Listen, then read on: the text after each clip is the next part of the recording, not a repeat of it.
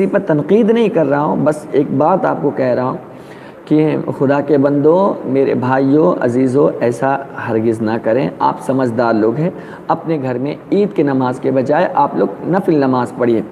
اب اس میں بھی کچھ لوگوں کا اختلاف، حضرت چاشت پڑھے کہ نفل پڑھے؟ تو بھیا چاشت کی نماز بھی نفل ہی کی نماز ہے، آپ شکرانے کے طور پر پڑھو، یا چاشت کی نماز پڑھنا ہے تو چاشت کی نماز پڑھو، جو پڑھنا ہے آپ پڑھو، آپ کو ثواب ملے گا، ٹھیک ہے۔ اب آئیے آپ طریقہ بتا دیتا ہوں۔ یا تو آپ 2 رکعت کر کے 4 رکعت پڑھیے، یا تو آپ ایک سلام سے ڈائریکٹلی 4 رکعت پڑھیے۔ اگر ایک سلام سے آپ 4 رکعت پڑھ رہے ہیں تو نیت اس طرح کریے، نیت کہ میں نے 4 رکعت نماز شکرانے کی واسطے اللہ تعالیٰ کے، منہ میرے طرف کعبہ شریف کے، اللہ اکبر، یہ شکرانے ہو گئے۔ اگر چاشت پڑھ رہے تو اس طرح نیت کیجئے، نیت کہ میں نے 4 رکعت نماز چاشت کی نفل واسطے اللہ تعالیٰ کے، منہ میرے طرف کعبہ شریف کے، اللہ اکبر۔ اب اس کے بعد آپ ثنا پڑھیں گے، پھر اعوذ باللہ پڑھیں گے، پھر بسم اللہ پڑھیں گے، پھر الحمد پڑھیں گے، پھر آمین کہیں گے، پھر بسم اللہ کہیں گے، پھر قل یا ایھا الکافرون پڑھیے، یا یہ کہ سبح اسم ربک الاعلی آپ پڑھیے پہلی رکعت میں۔ رکوع سجدہ کیجئے، پھر دوسری رکعت کے لیے کھڑے ہو جائیں، بسم اللہ پڑھیے، الحمد پڑھیے، آمین کہیے، پھر بسم اللہ کہیے، پھر اس کے بعد والشمس وضحاہا یہ آپ پڑھیے، پھر اس کے بعد رکوع کیجئے، سجدہ کیجئے، پھر اس کے بعد التحیات میں بیٹھیے۔ التحیات میں بیٹھنے کے بعد آپ التحیات بھی پڑھیے، درود ابراہیم بھی پڑھیے، دعا معصورہ بھی پڑھیے، پھر کھڑے ہوئیے، اور پھر جب تیسری رکعت آپ شروع کریں گے تو اس تیسری رکعت میں آپ پہلے ثنا پڑھیں گے، پھر اعوذ باللہ، پھر بسم اللہ، پھر الحمدللہ، پھر اس کے بعد جو ہے واللیل اذا یغشا والی صورت آپ پڑھیں گے، پھر تیسری رکعت مکمل ہے۔ چوتھی رکعت جب آپ پڑھیں گے تو آپ بسم اللہ پڑھ کر الحمدللہ، پھر اس کے بعد الحمدللہ کے بعد والضحیٰ واللیل اذا سجا، اس طریقے سے پڑھیں گے۔ اگر یہ بڑی بڑی صورتیں نہیں یاد ہے تو چاروں قل یاد ہے، قل یا ایھا الکافرون، قل واللہ، فلق اور سورہ ناس۔ اگر یہ بھی یاد نہیں ہے تو جو 4 صورتیں یاد ہے آپ وہ 4 صورتیں آپ پڑھ لیجئے۔ یہ میری بات آپ کو سمجھ میں آ گیا، اور اس کے بعد جو ہے نا التحیات، درود ابراہیم، دعا معصورہ پڑھ کر کے سلام پھیر لیجئے۔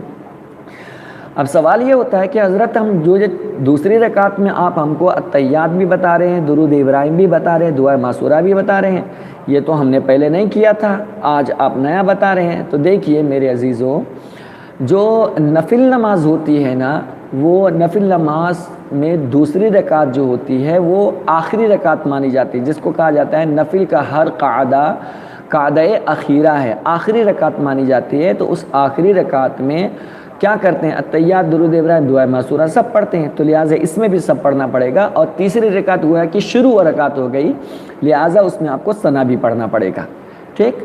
اب چونکہ اب رہے گا مسئلہ چاشت کی نماز یا شکرانے کی نماز جو آپ اپنے گھر میں پڑھ رہے ہو، تو کیا اس کی جماعت بنا سکتے ہیں ہم اپنے فیملی کے ساتھ؟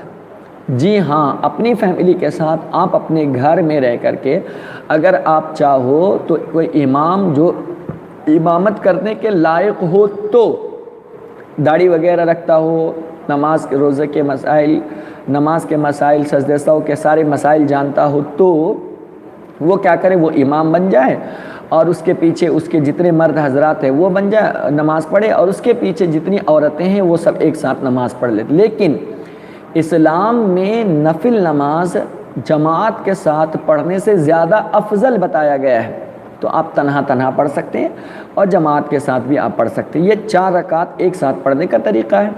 اور اگر 2 رکعت آپ پڑھیں گے تو اس طرح پڑھیے، نیت کہ میں نے 2 رکعت نماز نفل شکرانے کی واسطے اللہ تعالیٰ کے، منہ میرے طرف کعبہ شریف کے، اللہ اکبر، یا نیت کہ میں نے 2 رکعت نماز چاشت کی نفل واسطے اللہ تعالیٰ کے، منہ میرے طرف کعبہ شریف کے، اللہ اکبر۔ جو طریقہ آپ کو اپناتا ہے، پسند ہے، آپ اس طریقے سے پڑھیے۔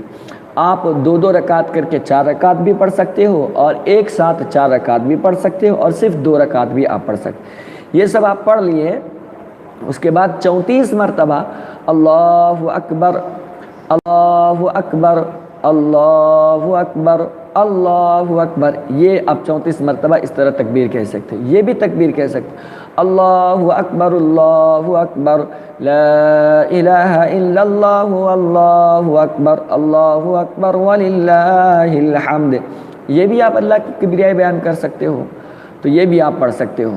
تسبیح فاطمی 33 بار سبحان اللہ، 33 بار الحمدللہ اور 34